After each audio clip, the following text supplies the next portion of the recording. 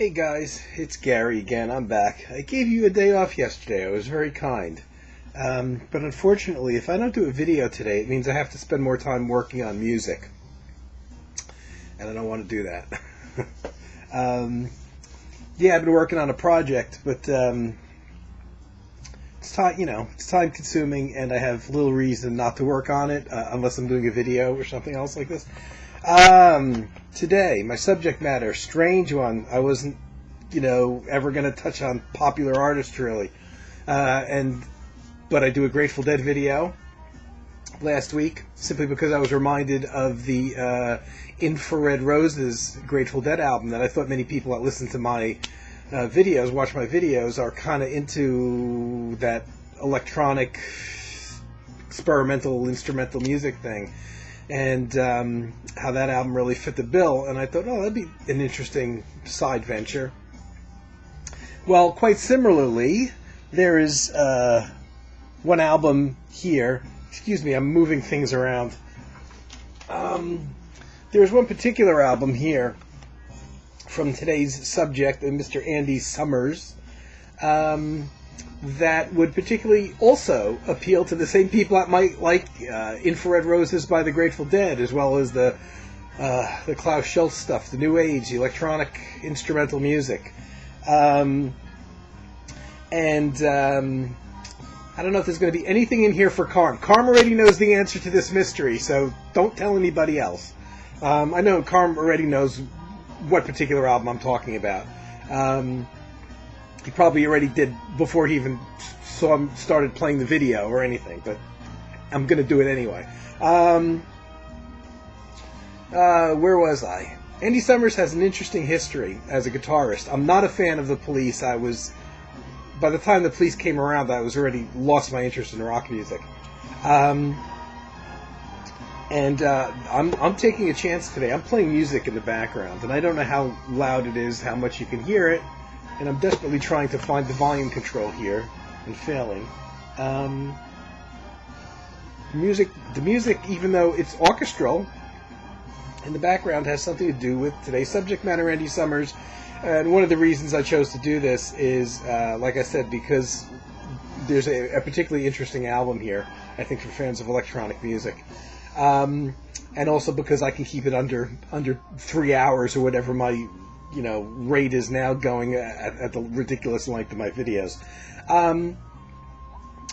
Andy Summers has an interesting history, as I was about to say. He actually, was knocking around England for a long time before he got known. He played with a lot of musicians. And one of the first kind of bands of note that he played with that people would know, or at least probably the people who watch my video would know, is he actually for 3 months played with Soft Machine right after David Allen left the band. David Allen then went on to form Gone. But Andy Summers did a tour with him right after the point when he left, and then was with the original members of Soft Machine, the remaining ones anyway, with Kevin Ayers and Robert Wyatt. And Andy did only about a 3-month tour with them and didn't record any studio albums with them before he left the band. Apparently Kevin Ayers didn't get along with him. And since Kevin Ayers was a founding member and the bassist and vocalist of Soft Machine at that time, what he wanted he got, I guess.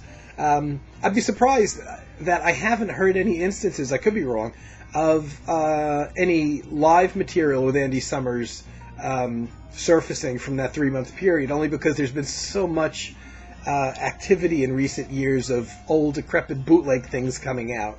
And I seem to recall Soft Machine having quite a lot of archival, rough live recordings coming out from their early days. But I don't recall any of them having Andy Summers on them.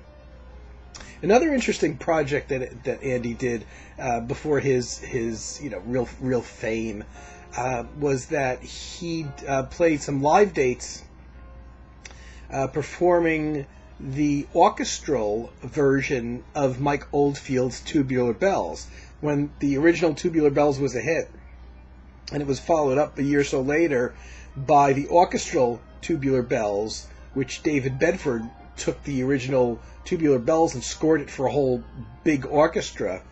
And they did a recording of that. Steve Hillage was playing guitar on apparently a tour that they did of orchestral Tubular Bells around that, I guess around the same time that the orchestral Tubular Bells album came out. But Andy Summers actually filled in some dates that Steve Hillage couldn't make as a guitarist in that. Interesting to hear, probably. But again, no recordings of that have surfaced. So, for me, personally, where did I probably heard Andy Summers in a totally different place from anybody, regardless of whether you're a Police fan or not. And this is here. That's John Lord, 1975, I want to say. I have this on vinyl, but I'm not going to venture to dig it out. But I bought the original vinyl in 1975, and I'm looking for a date, but I'm sure it was right around there, 75, 76. It's playing in the background. John Lord, for those who may not know, is the late founding member of Deep Purple, the hard rock band. But John Lord had a lifelong love of classical music, and many, not all, but many of his solo albums are pure instrumental, original material written for orchestras, or orchestra and rhythm section. And this album, Sarah Band, which was recorded in September 75, this is one of his best. Fantastic album that I bought whenever it came out. I guess probably 76 or so. I was in high school when I bought it. It was way, way, way over my head. But who's the guitarist in this? Well, oddly enough, no less than Andy Summers, and his name here is, in the CD booklet, it's spelled exactly the way it was on the original vinyl release, which is a different spelling than the way you've seen his name spelled since, including in the Police days. But it's basically an interesting band. It's got the Philharmonia Hungaria. That's what it looks like anyway. Yeah. Huge band, 14 first violins alone. So that'll go to tell you how big the orchestra is on this. Saxophones, clarinets, French horns, tuba, all the standard stuff that an orchestra has. Fantastic music too, but definitely was over my head. Andy Summers on guitar, a guy named Pete York on drums and some percussion, and I've seen his name pop up, a British musician, all over sessions. He's probably a session musician.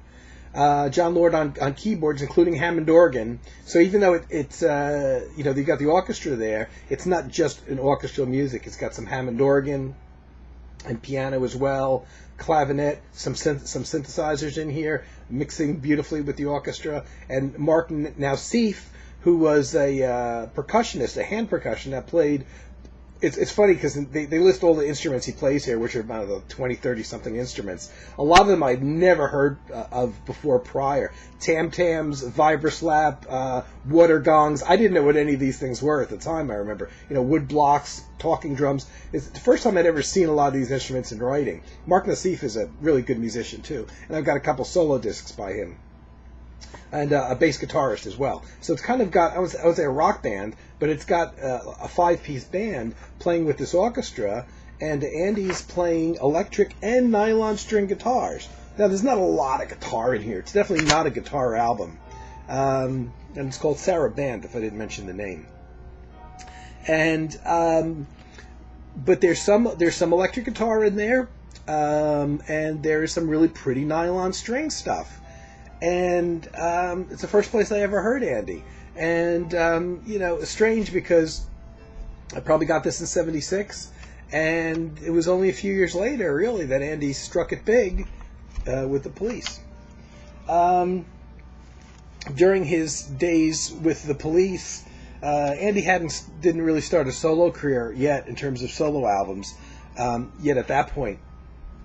But he did record 2 albums with Robert Fripp, one in 82 and one in 84. I'm pretty sure the credits are a little sketchy. Sometimes I want to say that it's just the 2 of them playing, and then other times I want to say that I'm tempted that they might have brought someone else in for some rhythmic support or something. But I tend to think that might be a drum machine or something on tracks that have drums. Two albums with Fripp I was actually excited about. By the time they came out in 82 and 83, I had heard Andy's playing. Wasn't not a fan of The Police, but knowing Robert Fripp's solo career away from King Crimson and what that sounds like with things like Evening Star and what he used to call Frippertronics and Andy Summers' own playing, I really thought these albums would be something, and I have to be honest, I bought both of them. I'm highly disappointed in both of them. People love these, though. But they're a little bit more... I'll tell you what they sound like to me. It sounded like they said, hey, let's get together and see what comes out of it. And they basically would, maybe do some, like, jam sessions with the two of them and maybe set up a drum machine or something. And it sounds like they just jam, and then they would just find... 2 or 3 minutes of the jam that worked and just like kind of fade it in and fade it out and just take little chunks off of these jams. I don't hear a lot of written material like the kind of thing I was hoping for, like a 2-guitar Evening Star, like the Frippinino thing, or I don't know, something else. And I want to say, there's some of the early 80s lousy kind of hollow production values. Very disappointed in these two albums. And I bought the first one, I was disappointed, and the second one came out, I bought it too, hoping it would be better, and it wasn't. Anyway, after the Police break up, Andy doesn't really record a proper solo album until the Police break up. And his first solo album, which I don't have, is something called XYZ. And was his only to date vocal pop album. I guess by the time that album came out, Sting had already done his solo thing and was successful. And somebody, it was on a major record label, I remember, and I remember seeing it come out. And it seemed like, whatever label it was on, they figured out, maybe we got another Sting here, write and sing pop songs. And he did. He wrote and sang pop songs, and Andy sang them himself. I read it. I've never heard it. I've only read about the album. And I've saw it in the stores. And it flopped horribly. I don't know how he is as a singer, actually, because I think that might be the only album he sang on. And after that, thankfully, flopped, he actually left that label that issued that album, and went to Private Music, which was a newfound label at the time. We talk about late 80s now, specializing in kind of quote-unquote New Age music, more the electric side of New Age music, where another new label like Windham Hill was primarily an acoustic-oriented label. Private Music was much more high-tech, and the electric side of New Age instrumental music. And Andy started going to record there and recorded a bunch of albums with them. His second album with Private Music, which was his third solo album overall, was pretty good. The Golden Wire.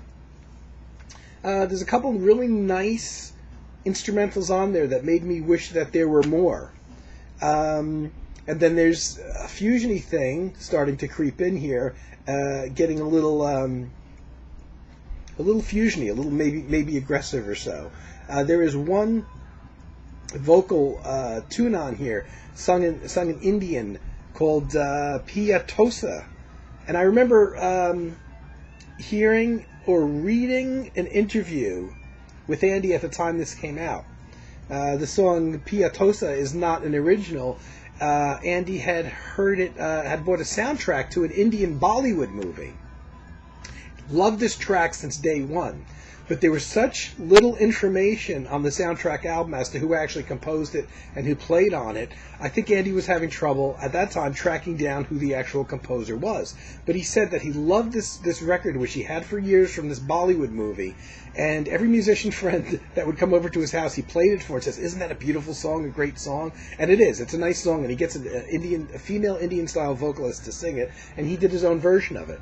And I don't know if he ever was really able to figure out 100% whether it was a song that was written by the guy who did the soundtrack, or whether the guy who did the soundtrack was covering a traditional Indian track or not. But this one's pretty good. Some nice electronic, a couple sprinkled throughout the album. some nice electronic noodling tracks on here, which I like. They're kind of in contrast with the more fusion-y thing, so it's maybe slightly schizophrenic. But as Andy continued on Private Music, he got much more fusion-oriented, and the quieter tracks, and even something like Pietosa, which was a real pretty song, kind of went the way of All Flesh. So he started getting a bit more fusion-y and aggressive. And it's strange because the one thing that I've always liked about his playing is, even in the fusion stuff, maybe a bit less so, is that Andy's not particularly a show-off guitarist, which is why I like him. This is 1990, this one.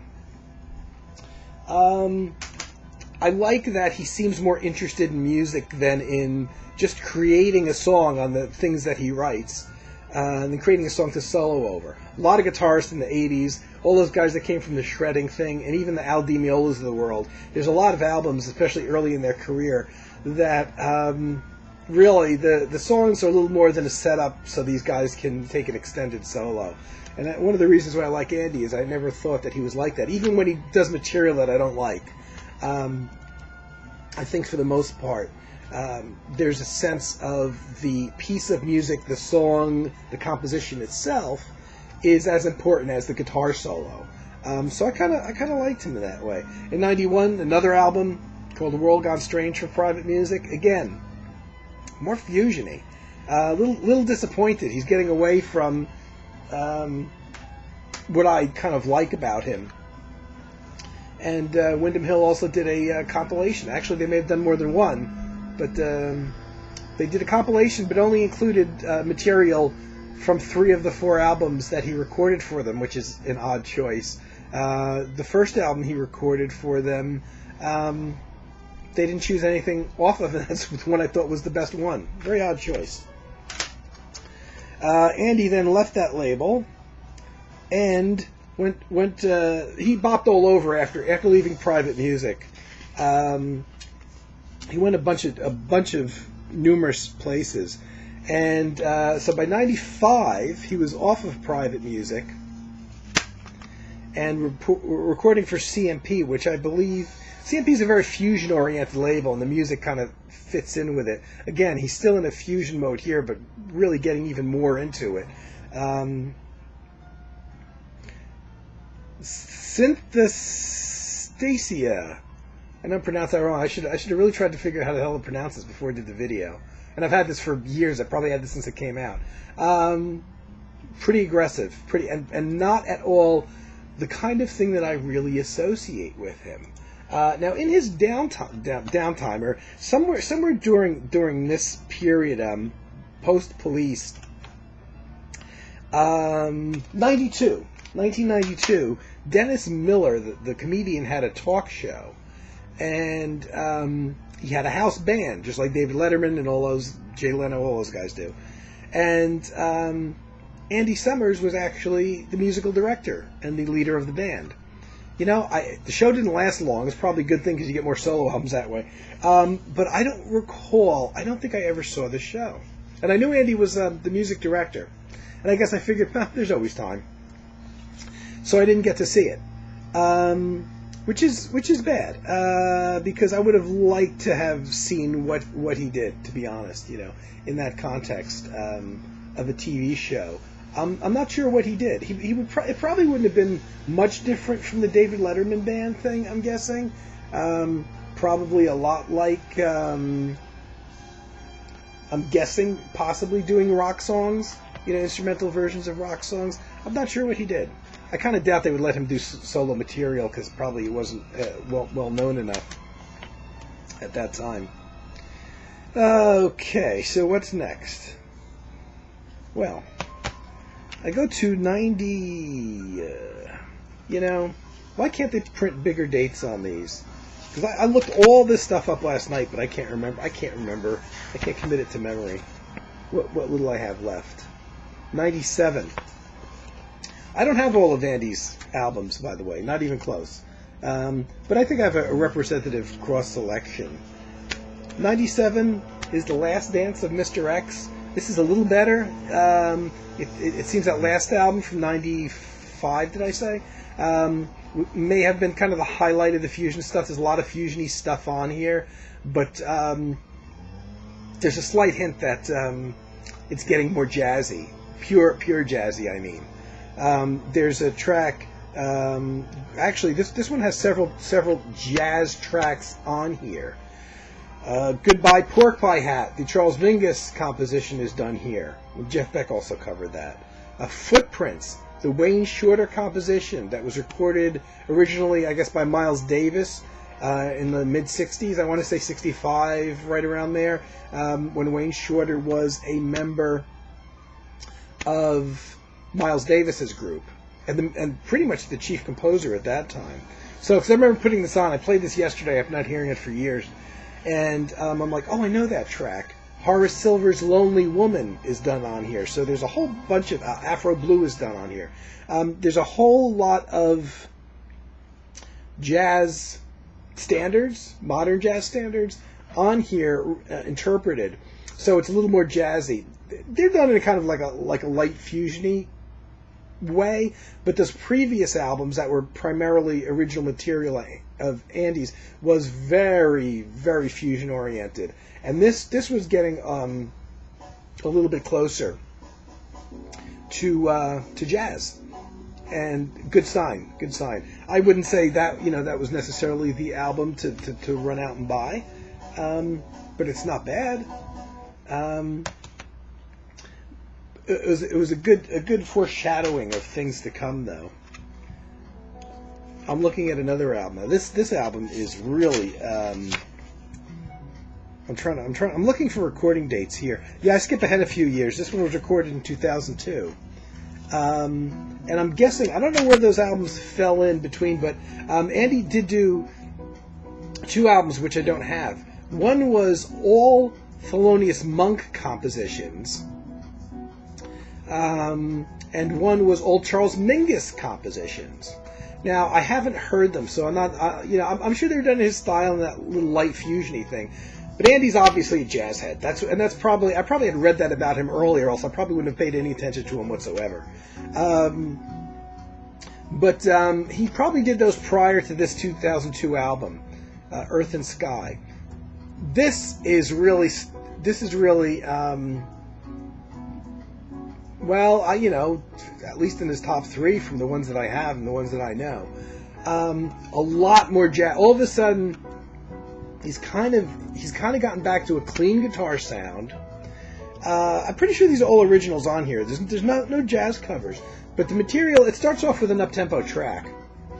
But after that, it settles into a really nice jazz vibe. Most of these records, by the way, and I'm flipping through them awful quick, are basically he's being supported by a bass player and a drummer. In some cases, some keyboards, fairly minimal keyboards, not a whole lot, but it's pretty much along the lines of standard guitar, bass and drums, rhythm support. But this one has some really nice material, and I had not played it since I first got it, I think. I put it on yesterday, and the first track was kind of up-tempo. I'm like, oh, that's okay. It's a little better than a lot of his prior stuff. But then as the album progressed from the second track on, there's also a little acoustic guitar in here, too, used in a rhythm thing. But all of a sudden his writing's really nice, using a very clean guitar sound. Very nice. Very kind of what I thought his very first solo album would be like, when I knew he was a jazz head and I found that he was recording solo albums after the Police broke up. This is kind of like what I thought we were going to get initially, and we didn't. And this is on some friggin' obscure label. It's got like 3 label names on there. None of them I've heard of. I get the feeling this was even an import when I bought it. Unfortunately, I'm sure he doesn't, there's no USA labels probably jumping on him to release his albums in the U.S. This is a real good one, though. Real good one. Maybe too jazzy for the fans that actually liked his fusion albums, his early private music albums. But man, I gotta tell you, I was real. The playing is lovely. There's some straight bebop on here, you know, the original, like Clean Guitar Town, all those sophisticated jazz scales, really, really nice. This is definitely an album that, now that I've played it again, it's playing in the background, by the way. I'm taking my chances with the copyright thing here. But these albums that I'm playing are fairly obscure. We started with the John Lord thing, which I'm not even sure is in print anymore. And this, I'm not even sure is in print anymore. This is a real good one. Real good one. There are a couple side trips, though. Only one or two that I know of. In '93, so I'm backtracking a little bit. But in '93, there was I want to say a side trip because it's another duet album. This one with John Etheridge. Now, John Etheridge, British fusion heads may know him. John Etheridge was actually, why didn't I look this up? I'm fairly sure that he was the electric guitarist in one of the last incarnations of Soft Machine. And I'm pretty sure I'm right about that one because I've got albums by them, and I'm pretty sure he's on them.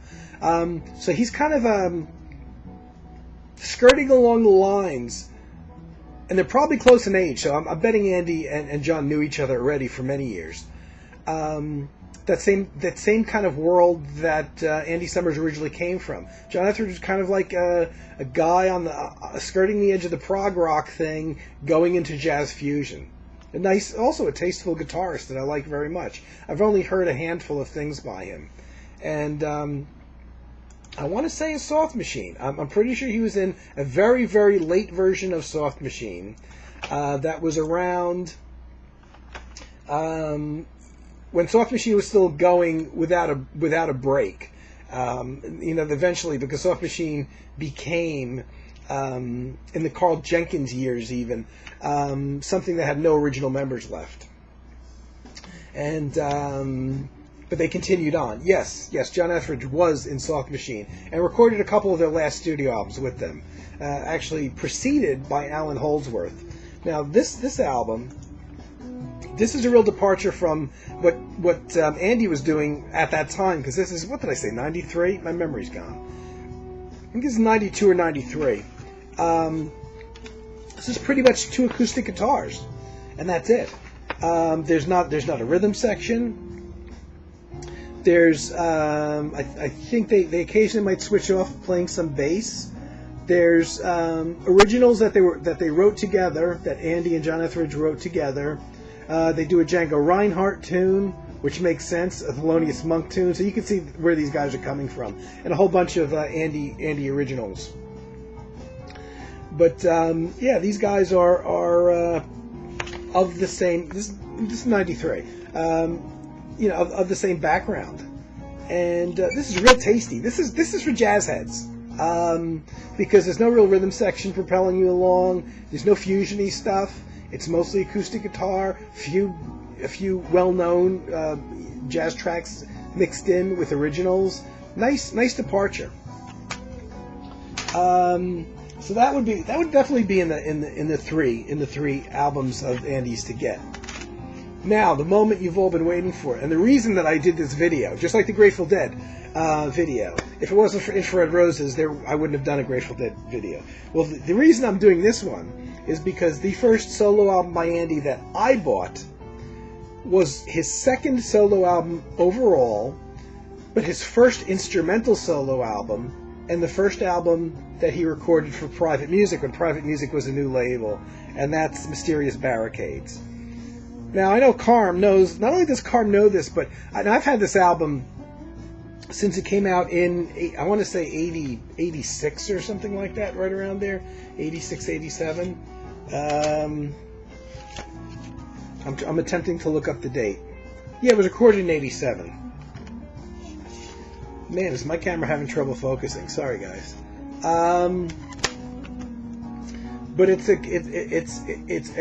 not what I expected. I expected a real jazzy album, and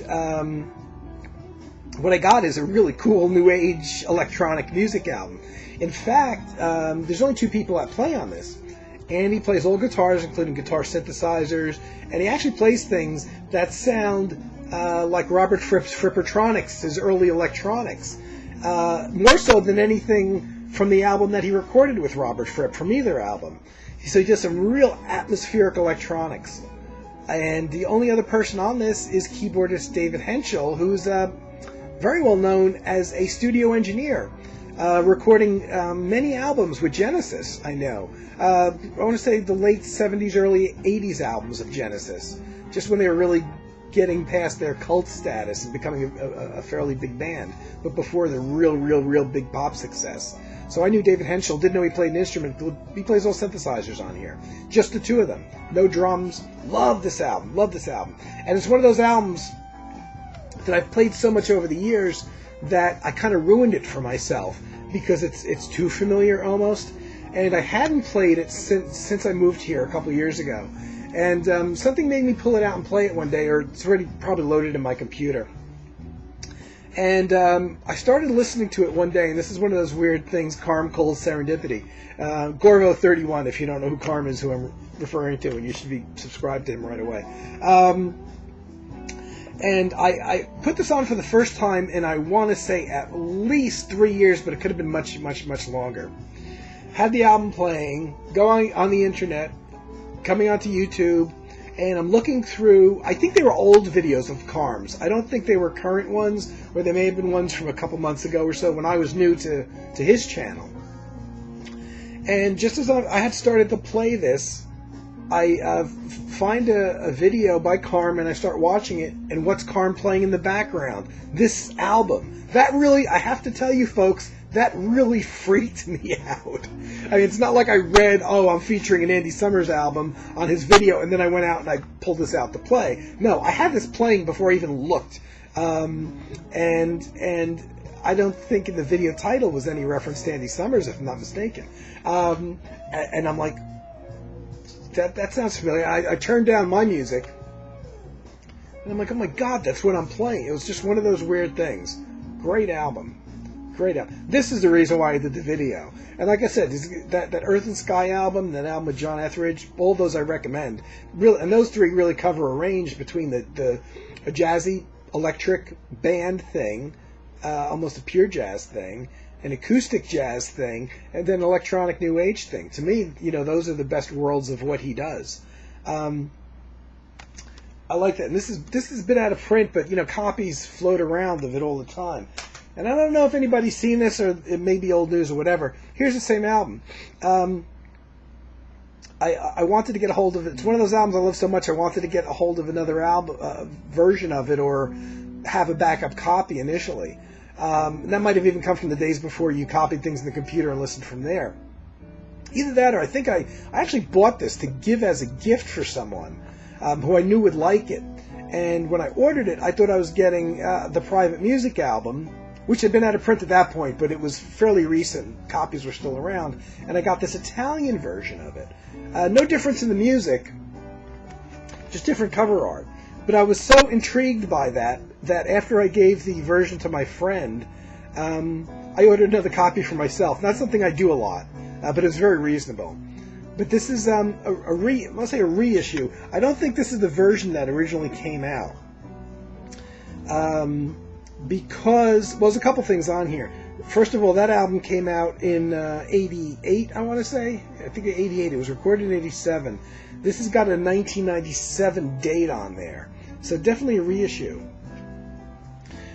But there's a little clip on the bottom of the thing here. It says, not for sale separately from Il Meglo della Musica New Age. I don't know what that's referring to. So apparently this was part of a package.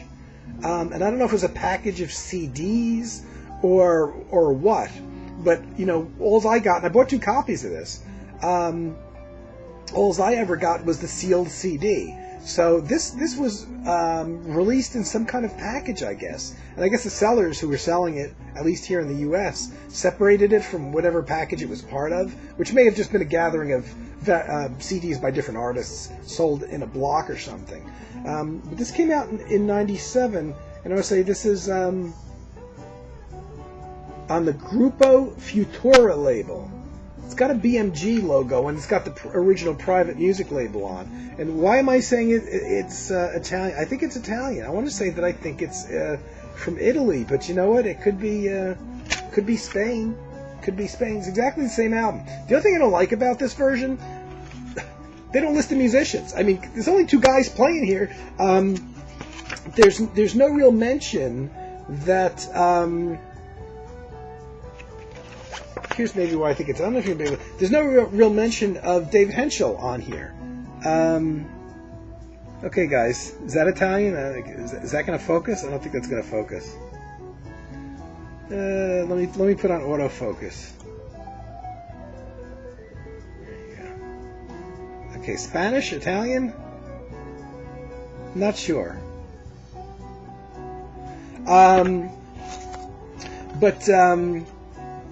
All they had to do is list the musicians. Andy Summers plays guitars, David Henschel plays keyboards, but they didn't. The only mention of David Henschel is that he got credit for co-writing a couple of the tracks, and that he produced the album with Andy Summers. So there's no musician listed on here. I don't know why it's so hard to not be able to list 2 musicians, and one of them is the guy who made the album. But that's it. That's my Andy Summers. That, man, if you like electronic music at all, any kind really of electronic new age music, I think you'll really dig Mysterious Barricades. And as far as Andy's other jazzy stuff, I love it. The fusion stuff, I honestly could live without.